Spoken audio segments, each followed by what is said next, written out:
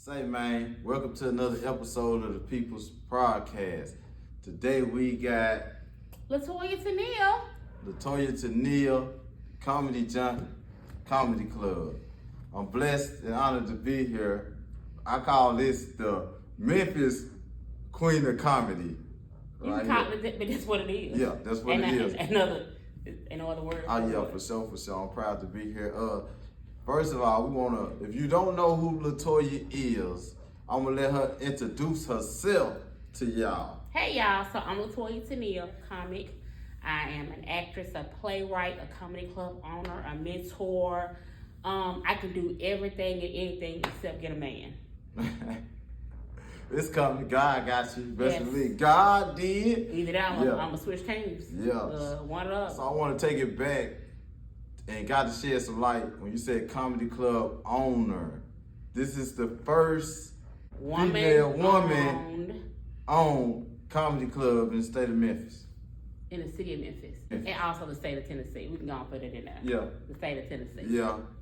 For sure that. So we got to shed some light on that section right there. Let them know the backgrounds like behind the scene of running a comedy club. Man, okay, so let's talk about why this place even had to exist. I've been doing comedy. It'll be 13 years in June. I'll be 13 years in June doing comedy, and the opportunities, especially for Black women and women, to do comedy in my city and just anywhere, it's just too far and few in between. I come from a place where I'm really good at doing comedy, but I couldn't get that stage time that I needed to get. And then not to mention, on top of me being a stand-up comic, I'm a playwright, I have comedy camps, I was doing all this stuff, and I just needed a space to do it in. Okay. And when you have to rely on other people, you have to follow their rules. Mm-hmm. I don't like necessarily following people's rules if they don't benefit me. Oh. You know what? I'm gonna go ahead and step on faith and open my own comedy club. So that's why the Comedy Junk even exists. Okay, how long you been open? Man, can you believe that this year will be year 3? Year 3 years, man. Yes, year 3, sure, and I'm 3 years. especially happy about that and excited because I opened in the pandemic. Like when the world was shutting down, I opened in the middle of the pandemic, which is a little crazy in itself. But when God said you do something, you move and you do it. You do it. No matter how crazy it sounds, you do it. And I did it in the middle of the pandemic. And 3 years, I'm actually surprised and shocked that 3 years later I'm still here. Because I had so many mental dates of closure in my head. You know, he'd be like, okay, all right, so this day I'm gonna close. This day I'm gonna close because this is not. Yeah, it get hard. It got hard. Like, you know, when it's good, it's good. Yeah. But when it's bad, it's bad. You looking like what? For them days. You like what the hell? What I'm gonna do? How I'm gonna pay this? How I'm gonna pay that? How I'm gonna do this? How I'm gonna do that? And I could say, me coming into this business of a comedy club owner, I came in as a comedian. So the other side of running a brick and mortar, I had no idea what the hell I was doing. And so I've been kind of like learning as I go and learning as I grow, and you find out so much things that you didn't realize, or that like, oh, that's why they did that. That's why they did that. So it was like, in me wanting to make my comedy club different from what I experienced, I realized some of the old school formats that exist for a reason. Like I thought the 2-item minimum was a dumb idea. Why they got 2-item minimum? You shouldn't force people to buy stuff. So when I first opened, I didn't have a 2-item minimum. Only thing about that is if you don't have a 2-item minimum, and it may be you may have given guest passes for people to get in. So if they get in for free, and they don't buy nothing to eat or drink, you ain't made no money. You ain't made no money. If you ain't made no money, you can't pay the rent, you can't pay the. It's so much stuff to go into that. I also learned one hard conversation that we have to have with comics that they don't want to have is everybody's had this conversation about what my worth is. Their worth. Yes. So when I first opened, I was paying comics their worth. Only to find out. Right. So it's like, that's your worth. But if I can't get a return on my investment, you're not worth what you think you're worth. Business is business. Yes, and so, you know, we have this dollar sign placed on ourselves based on, oh, I'm this good of a comic, and I've been doing this years.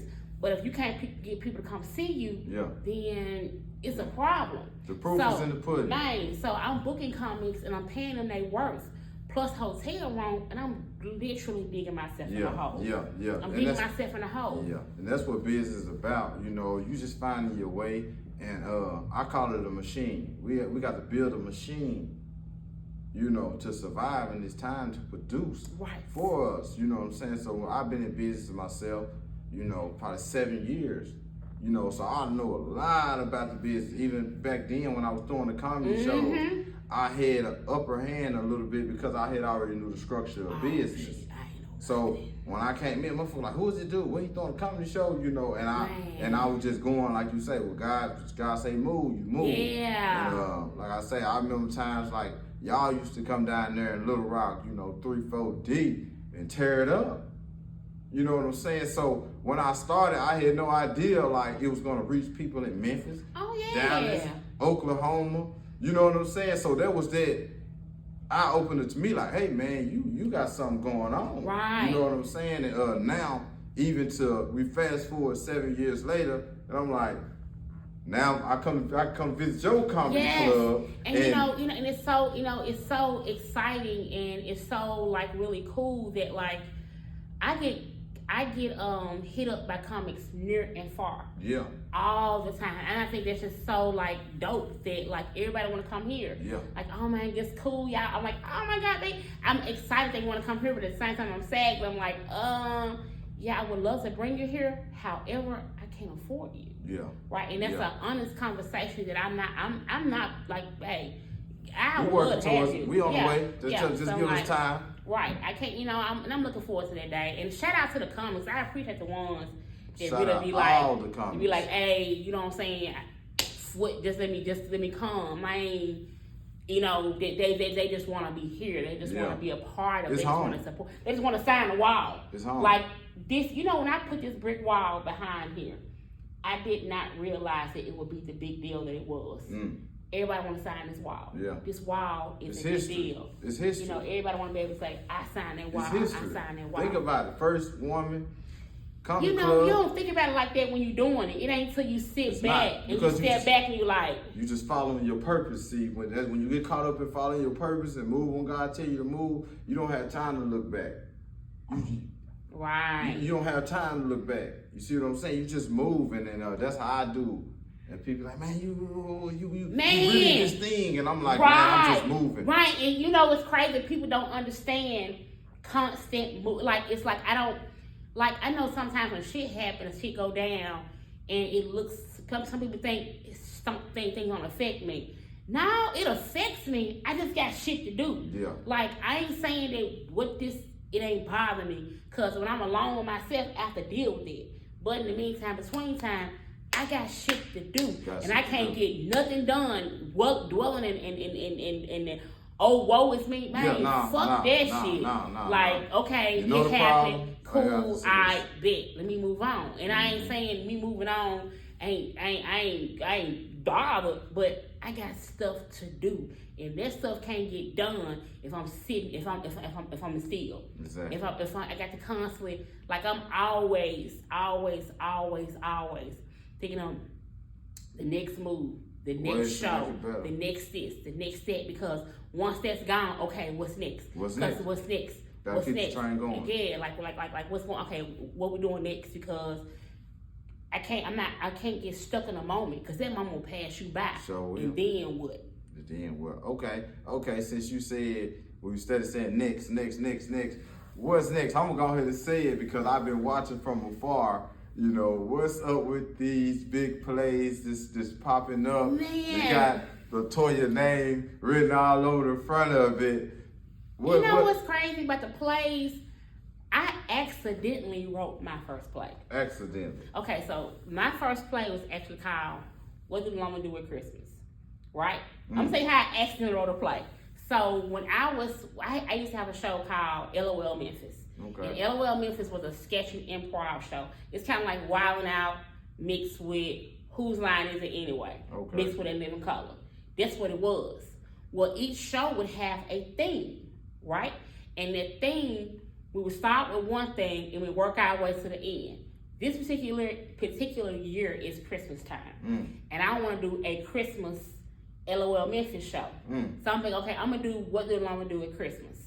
So I started writing what the sketch and improv group would do, but it ended up being longer than what I supposedly was going to do. Yeah. So I just kept writing. I said, okay, I think I'm on to something. So I wrote this thing that had like 48 pages. And so I sent it to somebody. She was like, girl, that's good. And I was like, are you sure? Because I'm like, okay. Because I'm accustomed to writing jokes to myself. I'm accustomed to helping people write their stuff. But for me to write a whole script for other people, you're like, okay, let's see how this sounds out loud. And I remember the very first table read, we was in the back of this hot wing spot. Hot wing spot had like this little conference room. So we're in the conference room and I passed out the script and I'm sitting there like, okay, this is the first time I hear, it's been in my head, it's on paper now, and now I get to hear it out loud. And it's one thing to see it on paper, but when you hear the lines and the words and the characters come alive, that's the most beautiful shit ever. So we're sitting in the room and they start to read it, and there was times where they would be laughing so hard that they couldn't even get to the next part. I was like, oh snap. You got something. I got something. And so we did it the first year, we did it the second year. And so then I said, okay, I wanna switch mode. So I had this idea called Daddy Issues. And Daddy Issues was kind of based on a story. You know how when you're a little kid, and you listen to stuff you ain't supposed to be listening to? You hear stories that you ain't supposed to hear. Daddy Issues is kind of like, it's based on a story that I overheard that I wasn't supposed to be listening to, but I heard. And I just put my own little spin on it. So Daddy Issues was my first kind of like drama that I wrote. And so I did Daddy Issues, and then it did really well. And then I did Daddy Issues 2, and it did well. And so my thing is, I love my city, but I don't want to be just a local joker. Exactly. I didn't want my work to stop here. Exactly. So I said, okay, let me see if I can put my play on tour. And I was like, how you say, I'm just gonna see. Because my thing is, if I want to do something, I ain't gonna not do it. Because if you don't not do it, you don't know if it's not gonna work. Exactly. So I'm like, shit, I'm just gonna try. I'm just gonna try and see.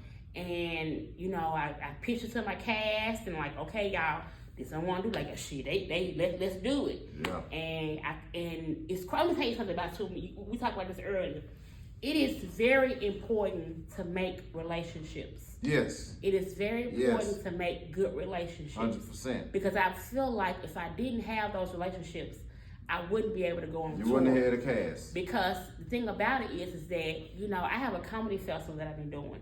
And this year will be year 8 when I do a festival. So the past 8 years, I've been building relationships with comics from out of town. Yes. So with comics from out of town. Well, when I got ready to go on tour, I'm like, okay, I want to go out of town. I don't live out of town. How do I get out of town? I call them comics. Connections. They call connections. You make those connections on relationships. And that way, I was able to go to Nashville. I'm able to go to New Orleans. And I'm trying to go to, I'm coming to Little Rock. Daddy Issues, coming to Little Rock. Yeah, I'm coming to Little Rock. And I'm coming, and I'm going to Houston. And I'm going to go all these different places that I don't live, based on the relationships that I've made with people that do live there. Exactly. And so my goal is to infiltrate these cities and like, hold up, there's a play in Memphis by a black woman. From Memphis, you know what I'm saying? And I want it to spread like wildfire, and everybody be like, bring Daddy Issues here, bring Daddy Issues here. Everybody, want to see Daddy Issues. Katori Hall, she's the lady behind P Valley. P Valley. P Valley, we love P Valley. Katori Hall is from Memphis. I didn't watch their last episode, I'm sorry, y'all. Yes. It's the truth. Right, but Katori Hall is from Memphis. And P Valley was originally a stage play. So in my mind, if she can do it, you can do it. Hell yeah, I can do it. You can do it. You can do it. You can do it. You can do it. You can do it. Yeah, for sure that. But yeah, Latoya. We here. I'm glad to be in Memphis, like you said. I'm happy you're here. You said, you know, connections, and this is a prime example of a connection. Right. I met Toya about 5, 6 years ago. Whenever you first started doing Funny Money, yeah, I think me, Basil, Rob Love, we all came down there. And I was telling, like I said, the first time I came down there for the comedy competition, but I really came down there to promote my festival. Exactly. I want to try, because I'm thinking, because first of all, I don't like comedy competitions. Mm-hmm. I don't like comedy competitions. I don't like competitions. Like, well, I just get in it just to do something, and I won. Yeah. You know, I came back and won 2 more times. Oh yeah, y'all was tearing it up. I remember you. Memphis is on the road. I was like, I just came down I here. love Memphis. It's my second home, especially when it comes to my comedy family. Right. I come down here, they show me so much love and respect, all our connections that we built in the past. This is what it's about. This is the people's podcast. It's all about the people, and we taking this comedy game to the next level. Like I say, we in Memphis. This is the comedy jump. The comedy jump. We got to put the Memphis on the end with the jump. The jump. So, man, you should hear people that was home. like, the joint. No. Jump. Junts. Get that no jump joint. right. It's a jump. Get that jump right. Get that jump right. So we're here. I'm glad I got to tap in with Toya. You know, we breezing through. I will be back here. I'm coming every month. You know what I'm saying? I like to come check out the spot, new comedians, upcoming comedians. It's always love. I'm going to get my 2 drink minimum for them show. I ain't got no problem with getting that. I'm going to get that, you know, bring my lady down here. We sit back, come catch a vibe way out of town somewhere. So I'm glad you had me. I'm glad you were here. Like, this is dope. I like this. Yes, ma'am. Yes, ma'am. So it's all love, salute. Make sure y'all go follow the Comedy Junk on Facebook. On Facebook. You want to hear something? Instagram. I'm even on TikTok. Yeah. I'm trying to TikTok it. And look out for the Daddy Issues stage play. Coming to Little Rock. And wherever you watching it might be coming to your city or state too. Damn right. There's no limits to it. So salute to you. I love you, baby. I love you more. We out.